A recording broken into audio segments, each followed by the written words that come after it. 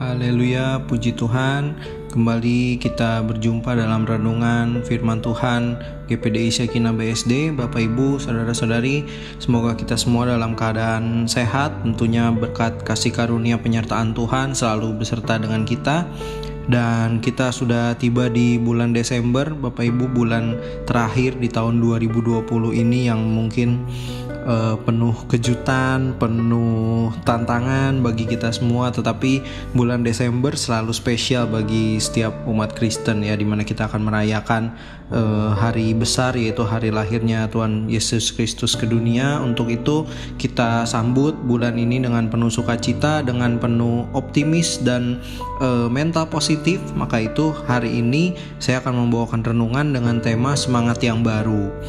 Nah, Bapak Ibu, kita harus memiliki semangat yang baru untuk bersiap kita akan menyongsong tahun yang baru, tahun 2021, di mana kita yakin Tuhan akan kerjakan sesuatu yang dahsyat bagi kita, entah itu mungkin ekonomi yang sudah pulih, keadaan yang lebih baik. Tentunya kita harapkan seperti itu yang akan terjadi di tahun depan. Nah, mari kita baca ayat renungan kita hari ini. Saya ambil dari kitab Ayub 29 ayat yang ke-20. Demikian firman Tuhan, "Kemuliaanku selalu baru padaku, dan busurku kuat kembali di tanganku." Puji Tuhan. Bapak Ibu, jika kita membaca kitab Ayub, pasti sudah sangat sering kita dengar keteladanan Ayub, bagaimana diceritakan dalam keadaan dia yang lemah, dalam keadaan yang orang-orang di sekelilingnya memberikan dampak negatif terhadap diri Ayub, tetapi Ayub tetap berpegang teguh pada imannya kepada Allah Tuhan dan yakin bahwa Allah tidak akan meninggalkan Ayub. Pun hanya di ayat yang barusan kita baca, di Ayub 29 ayat ke-20, di situ Ayub berkata, "Kemuliaanku selalu baru dan busurku kuat kembali di tanganku." Nah, Bapak Ibu, kalimat ini keluar dari mulut Ayub bukan pada saat dia sedang ada di posisi istilahnya on the top ya, lagi posisi di atas, lagi posisi nyaman, lagi posisi enak gitu ya. Tetapi ini dalam kondisi Ayub yang sedang susah dan sedang tertekan kondisinya. Tetapi yang kita mau lihat dari keteladanan Ayub di sini adalah bahwa dia tetap memegang teguh imannya, tetap yakin, tetap percaya bahwa dikatakan di situ kemuliaanku selalu baru padaku gitu ya. Artinya mendapat suatu berkat anugerah dari Tuhan bahwa kemuliaannya selalu baru setiap hari dan busurnya kembali kuat di tangannya. Artinya ada suatu positivisme, ada suatu optimisme yang terpancar bahwa dalam kelemahan ini kita bukan selamanya ada di dalam kelemahan ini, tetapi Tuhan akan angkat kita kembali dan jadikan kita kembali kuat gitu ya Bapak Ibu ya. Jadi bukan berbicara apa yang ada padaku kini, tapi apa yang akan ada padaku nanti gitu, ketika Tuhan sudah siapkan dan sediakan bagi kita. Karena Allah kita adalah Allah yang bisa menyediakan segala kebutuhan kita ya. God is provider, Dia yang akan menyediakan kebutuhan kita. Nah, berbicara tentang semangat yang baru, tentunya ada satu pepatah yang sudah sangat familiar, pasti semuanya kita di sini pernah dengar, yaitu adalah ora et labora. Nah, ora et labora ya Bapak Ibu, kenapa dikatakan ora et labora bukan labora et ora gitu ya?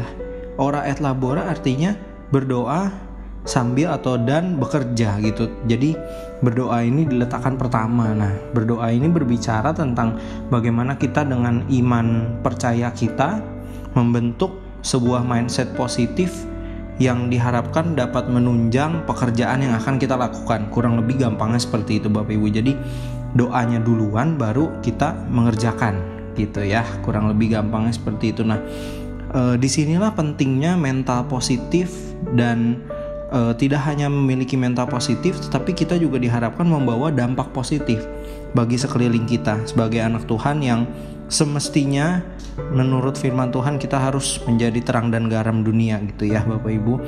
Karena kadang-kadang posisinya mungkin kita sendiri sudah yakin, kita sendiri sudah optimis, kita sendiri sudah positif nih mentalnya, tetapi kadang-kadang kita mendapat pengaruh negatif dari sekeliling kita, dari orang terdekat kita, dari teman kita, dari keluarga kita gitu ya. Persis seperti yang dialami Ayub dalam kesusahannya, di mana istrinya bilang, "Sudahlah Ayub, tinggalkan Allahmu," gitu ya. Di mana Allahmu saat kau susah gitu kan. Ini mencontohkan sangat jelas bahwa kadang kita bisa positif di pribadi kita sendiri, tetapi ada efek-efek negatif yang datang dari luar yang mungkin mempengaruhi kita. Nah, tugas beratnya adalah Bapak Ibu ya, kita harus tetap mempertahankan positive mindset dan optimisme itu. Artinya di sini optimismenya adalah yakin, berpegang teguh pada firman Tuhan bahwa Tuhan tidak akan sekali-sekali meninggalkan kita gitu ya.